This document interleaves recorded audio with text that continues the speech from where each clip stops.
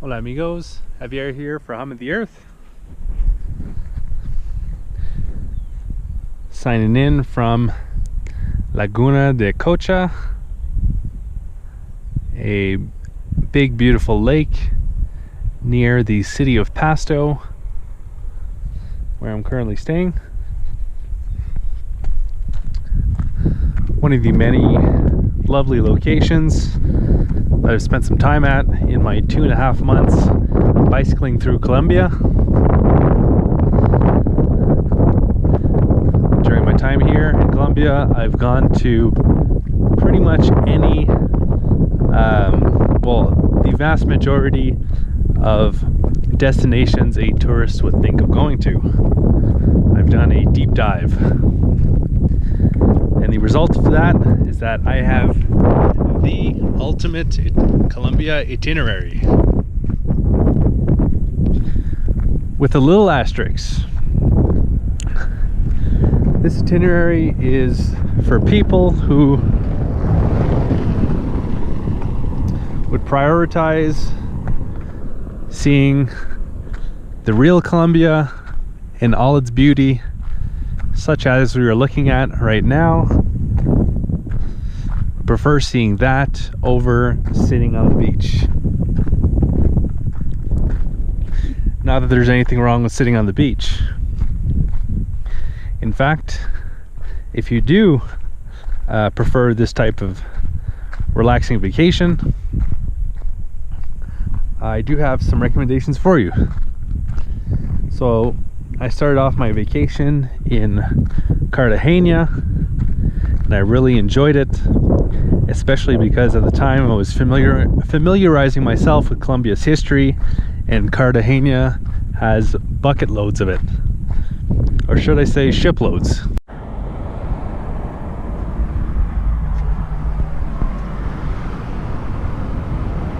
So following these raids, King Philip II in 1586 employed the Italian engineer Juan Battista Antonelli to design a master plan of an 11-kilometer wall that would protect Cartagena from getting raided like it had been done several times. So a very cool historic place in Colombia. Definitely number one or two, top one or two in terms of architecture and history. And there was also some beaches to check out, which I did not check out in Cartagena, but I did check out some beaches in Santa Marta.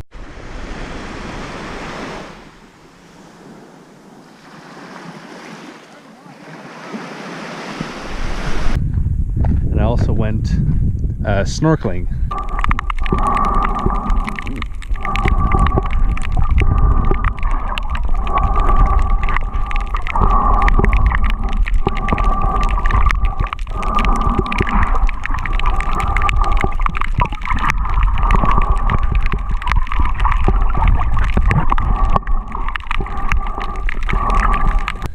So Santa Marta is a little bit further east of Cartagena. So if you only had like 2 weeks and you're really more of a beach person, but you also wouldn't mind enjoying some beautiful architecture and sinking your teeth in a little bit of history, those are definitely two places that I would definitely recommend on Colombia's Caribbean coast. Enough of that. Time for the ultimate Colombia itinerary, beginning with Colombia's capital city, Bogota. So I've heard that a lot of people fly into Bogota, go somewhere else in Colombia for their vacation, and then fly out of Bogota without really seeing much of the city. To me, that's craziness. Especially if you're following this itinerary, not going to Cartagena, Bogota is probably Again, I said Cartagena was 1 or 2 in terms of architecture. The other 1 or 2 would be Bogota. Some really stunning structures.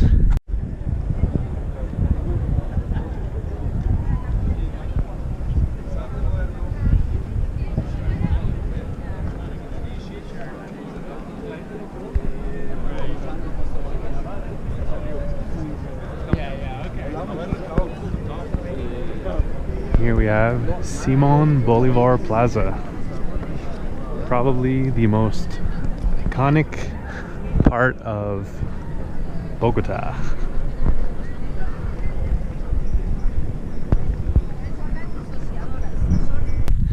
And if you take some time to read up or learn about the history in one way or another, it makes it that much better.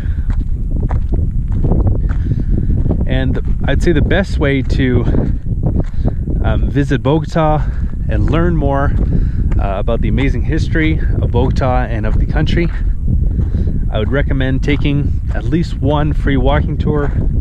If you had to do only one, I would say the historical one. This is a great way to learn and see the city, and just kind of get to know the city, where everything is, and then do some further exploring from there. And if you want to see the most of the city without having to physically walk all the way through it, I definitely recommend doing the Monserrate hike. This is a free activity where you climb up a mountain that overlooks the city to a church. That's the highest point in the city, and you can see just how massive Colombia's biggest city is.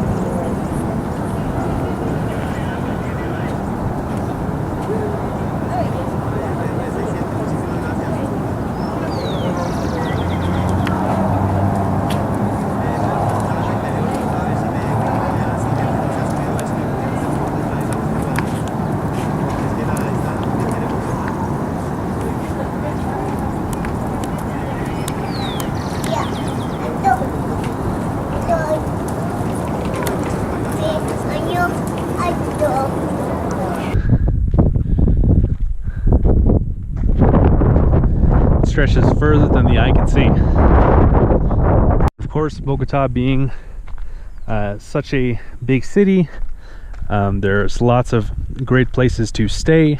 I'd recommend the Candelaria neighborhood, which is like the historical center of the city, and the great places to eat. I've actually made a video called Best Affordable Place to Eat in Bogota. You can check that out. And yeah, there's also there's lots to do. There's nightlife, etc. So with that being said, I would personally consider Bogota a must-do in Colombia, but there is a reason that I would understand why you wouldn't want to go to Bogota, and that is relates to the next point on the itinerary, which is Medellin. So getting to Medellin, you'd have 2 options. One would be taking a bus ride, which for some people this could be a really brutal, unpleasant experience. This is a 12-hour bus ride with a lot of windy roads in the mountains. So for some this could be nauseating. But if you can handle it, the last third through the Andean mountains, going over and back down the Andean mountains, going into the valley where Medellin sits, is some really stunning scenery.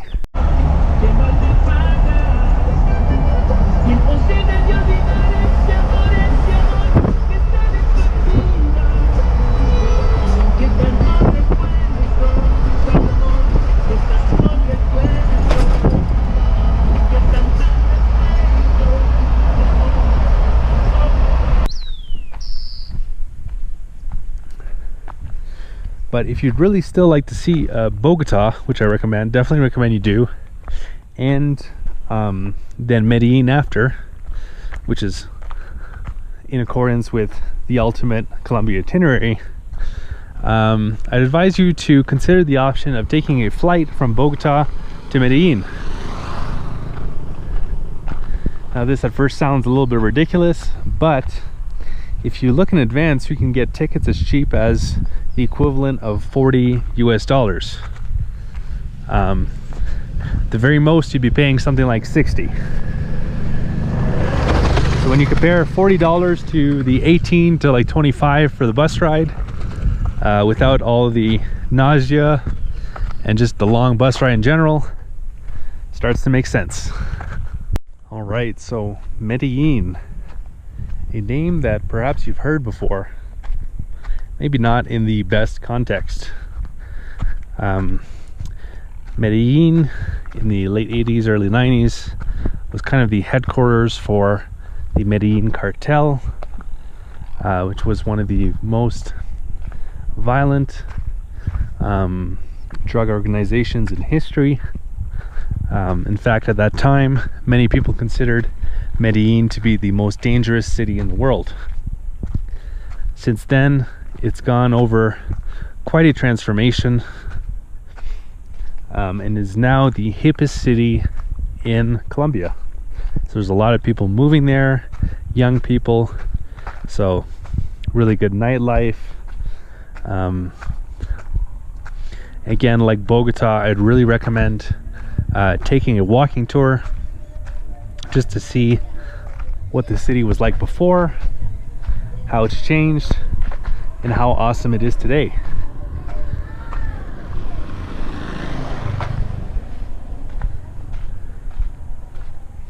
And if there's one thing that I would say is a must-do that shouldn't be missed in Medellin, is taking the metro. Because Medellin's metro is probably the greatest that I've ever seen.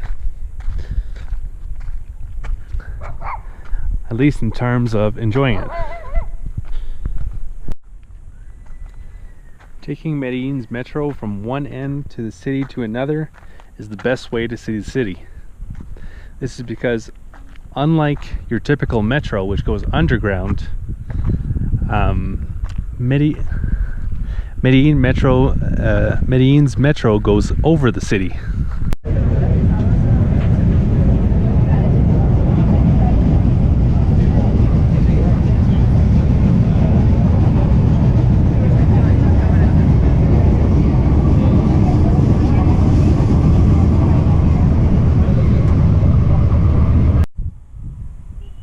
And what's more is that the metro system is also connected to a cable car system, or a gondola as it's sometimes called, something similar to what you would see on a ski resort, except it's for public transportation. So this can take you to all of the, or most of the neighborhoods that are high up in the mountains of surrounding Medellin. So taking just the metro, it's a great way to see just the kind of core of the city in the valley, and then you can take the cable car to see the neighborhoods going into the mountains and get amazing views.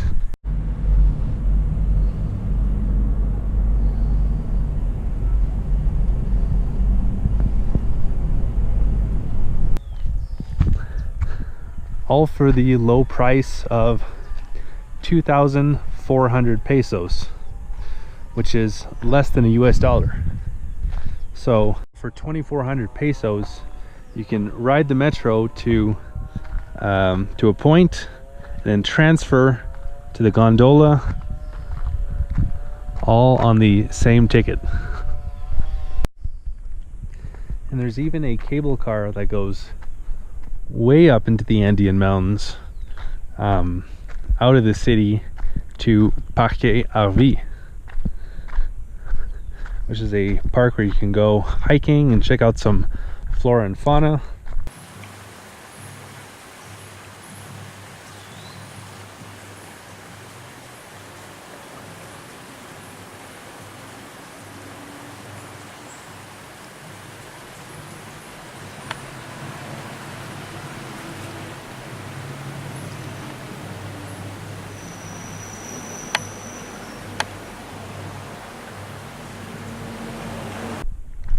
which I did and recommend.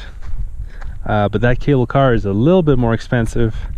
It's 5,500 pesos to go there and another to come back, so a little less than $4 US total. So those were some of my favorite things to do in Medellin, but there's obviously a lot more you could do. It's a pretty big city. Depending on how you travel, you could be there for 3 days, or you could be there for more than a week. So once you feel satisfied with Medellin, I would recommend heading south to Colombia's coffee region. I'm sure you've heard of Colombian coffee.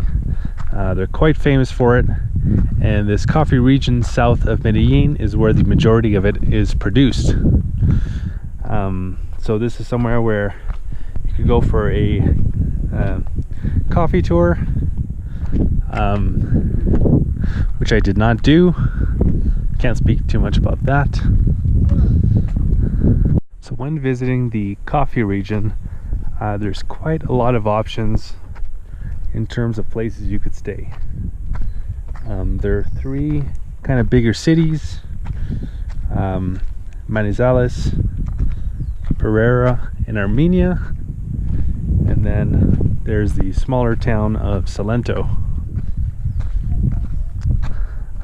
The way that I would recommend doing it is first staying in Manizales first, because because it's the nicest of the 3 cities, I would say, by quite a bit, at least in my opinion. There's a really big cathedral, and just its location provides just amazing views.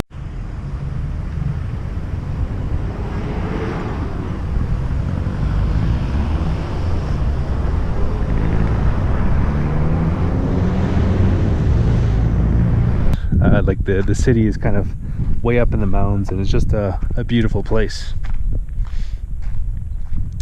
And it's the closest city to the Parque Ruiz, I'm not sure how to pronounce that, where there's a volcano that you can hike if it's not active at the time.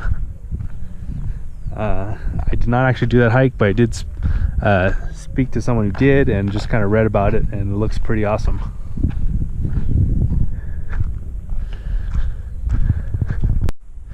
So after Manizales, I would recommend going further south to the small town of Salento. So like Manizales, the area surrounding Salento is absolutely beautiful, but the town itself is even nicer. It's very picturesque, old colonial architecture.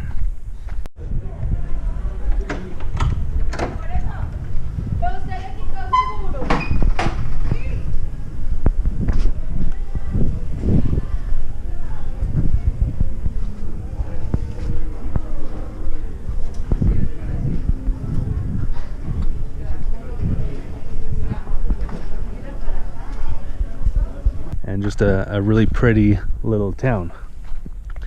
But even better than checking out the town is the Cocora Valley hike.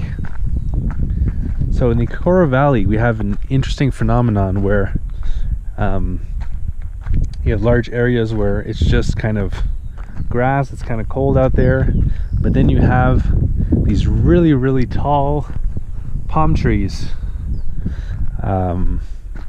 that are just really tall and have a little kind of proportionately small saw a bird.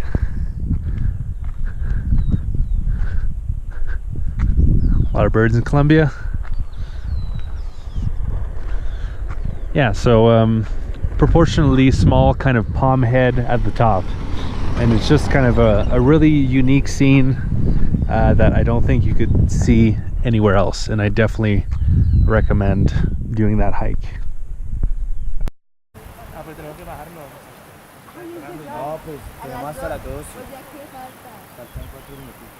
Tómame foto no museo, yo me tomo fotos de eso.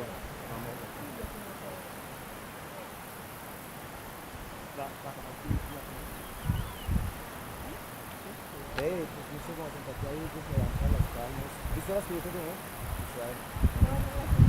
Ya las que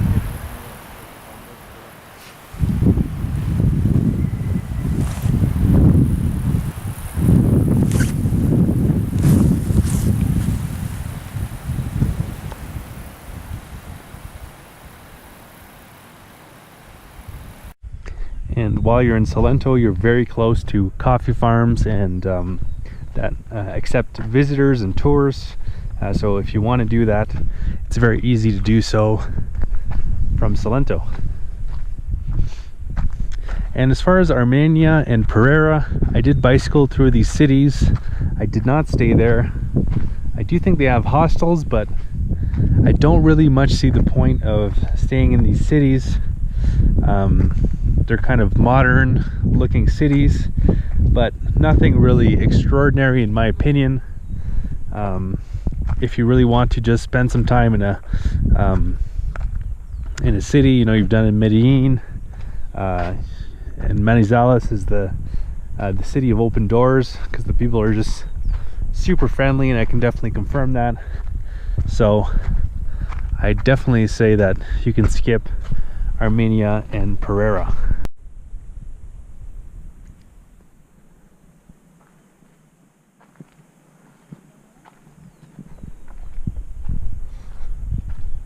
So after the coffee region, I would recommend going to the city of Cali. I've heard a lot of people go to Cali, and not a lot of people, but I have heard some accounts of people not loving their time in Cali. I quite enjoyed it. It's a pretty cool place. It has a kind of different vibe I found than the other big cities I'd gone to in Colombia. Even though I am not the biggest dancer, Cali is the salsa capital of the world. So a lot of the hostels in Cali will have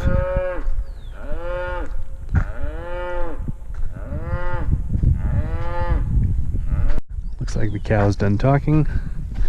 Yeah, so a lot of the hostels in Cali will have free salsa lessons, so you can kind of wrap your head around the basics. And then if you're brave enough, you can go to one of the many places that or salsa bars in the city.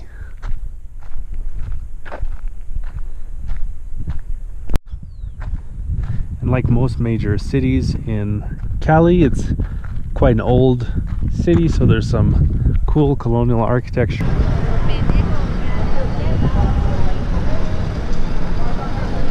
and history, and other cool place to eat and things to do, museums, etc. Maybe not on the level of Medellin or the architecture of Bogota, but still pretty neat stuff.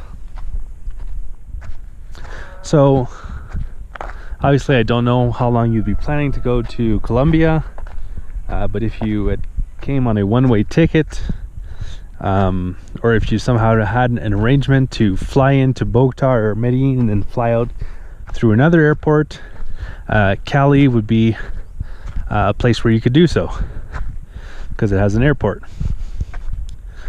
But if you are on a longer trip and heading into Ecuador, I would recommend the following. Heading to Popayan, which is the white city. So in the downtown area, all of the buildings are white.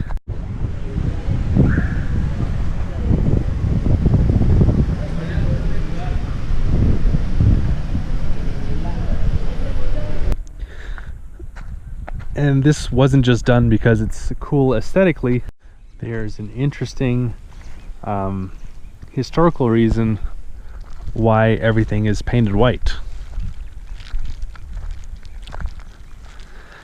Popayan is also just a cool city in terms of getting to viewpoints. There's the National Park Puracé nearby, and some other cool things to see. Then after that, I'd recommend heading to Pasto. And I'd recommend keeping your eyes open on the way there, because the ride there is absolutely jaw-dropping. Some of the best scenery, if not the best scenery I've seen in Colombia.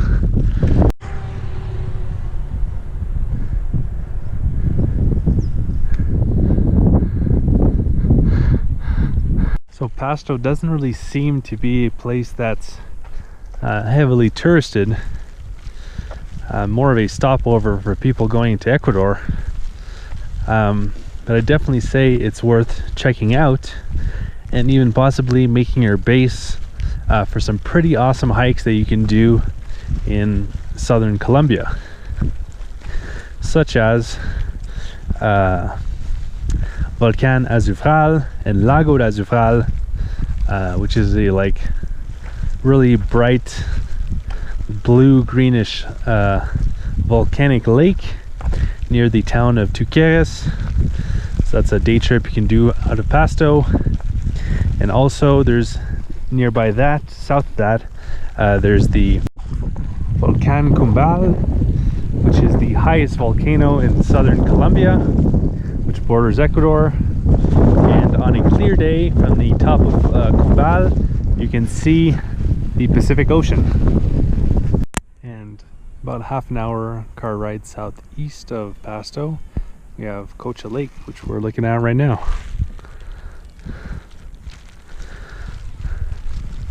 Which, alongside this video, I'm doing a video of that day trip, and in fact I'm actually currently walking to a waterfall.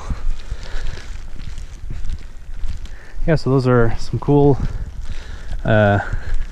nature activities you can do near Pasto, and there's one that's practically in Pasto, and that's Volcán Gallera, which overlooks the city. Also some hiking and bird watching and looking at cool flora and fauna there as well. And just the city of Pasto I actually found to be pretty interesting. Kind of an interesting blend of old colonial architecture and as well as modern buildings.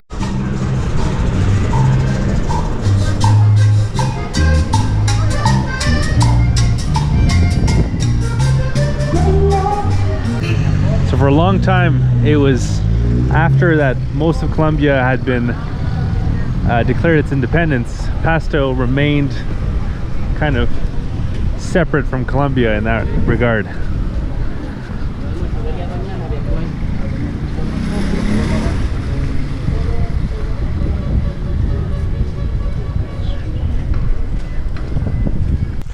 And it's considered the theological capital of Colombia.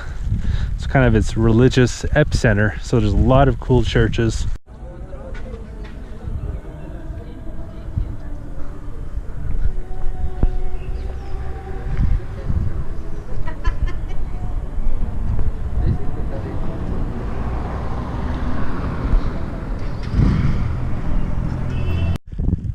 So before wrapping up this video, I do want to give a couple honorable mentions,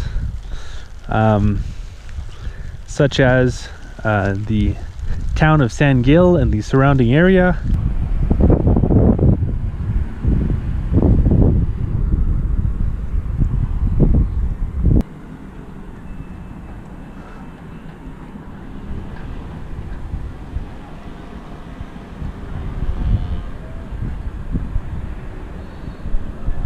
Which is considered the adventure sports capital of Colombia. So north of San Gil, there's the Chicamocha Canyon, which I bicycled alongside. Very beautiful.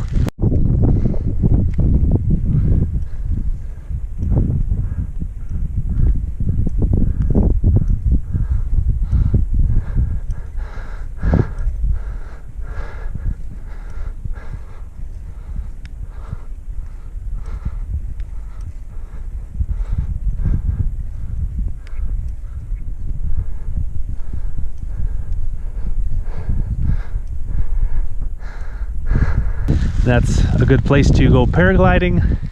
There's also lots of bungee jumps, lots of hiking to see waterfalls, etc. So that's north of Bogota. If you like a really cultural experience, you can head. Accidentally wandered on someone's property. All right, I think I'm back on track. So for a really interesting cultural experience, you can head to the northeast peninsula of Colombia, where the Wayuu people live, or Wayuu rather, I think. And these people are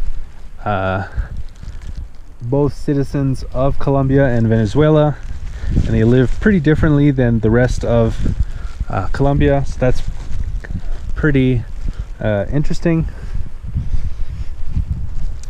There's also some other kind of indigenous centers, one being in the Santa Marta Mountains, where there's a multi-day hike there, where you can go see the quote-unquote lost city, which I've heard is pretty cool. And there's also the Pacific coast of Colombia that I did not get to check out. I had my fill with the Caribbean beaches, but that's another place if you want to go sit on the beach, as well as the Amazonian part of Colombia, which I did not check out because most of the places that you'd want to go aren't really accessible by bicycle. I'm on a road bicycle and it's pretty far out of the way, and there's also some kind of safety concerns with heading into the Amazon, health-wise, with bacteria, but also with guerrillas, and which are kind of paramilitary groups and things of that nature. But that's also available to you in Colombia, so maybe things to consider on a second trip after you love the first one in Colombia. So yeah, so the ultimate itinerary that I put together is kind of a really good starter pack of things to see in Colombia and get a really good sense for the country. Just kind of some must-do places to really get a good feel for the country. But it's a very big country, as you can probably tell, so you can definitely come back subsequent times and get a lot from it. That does it for the ultimate Colombia itinerary. If you feel like you disagree with the itinerary, or feel like there's places that I've missed that are definitely worth visiting, you can leave a comment below the video. And if you're considering coming to Colombia, I've made 2 other videos that you might be interested in checking out. One being, is Colombia safe to travel? And the other, well, this is specific to if you're bicycle touring, how is bicycle touring in Colombia? So in the 2.5 months that I spent in this beautiful country, I've made quite a few videos. All the places that I mentioned, or most of the places that I mentioned in this video, in the itinerary, I have videos for them. So one of the ways you could do that is by checking out the written version of this article over on my website. So I'll be putting a link to the written article below the video, and in that article there's pictures as well as links to all the places that I talked about, so you can see the videos of these places. Alternatively, you could head over to my YouTube channel, Hum of the Earth, that you're on right now. When you're on the channel page, click the search button, search for anything you'd like, and it will pop up. Or you can check out my Colombia playlist and peruse through all of the videos that I've made in my time here. And I was in Colombia as part of my first ever bicycle tour, going from Canada to Argentina. If you'd like to see everywhere that I went and everything that I did, I have an interactive map over on my website, followthehumoftheearth.com, where you can click on the different locations and see the blog posts and videos I've made of those places. And if you'd like to follow my continuing adventures, you can do so by subscribing to my YouTube channel by clicking on the red button below the video, and click on the bell if you'd like to be notified when new videos come out. Alright, so I hope you enjoyed. Hope I could be useful. Have a great one.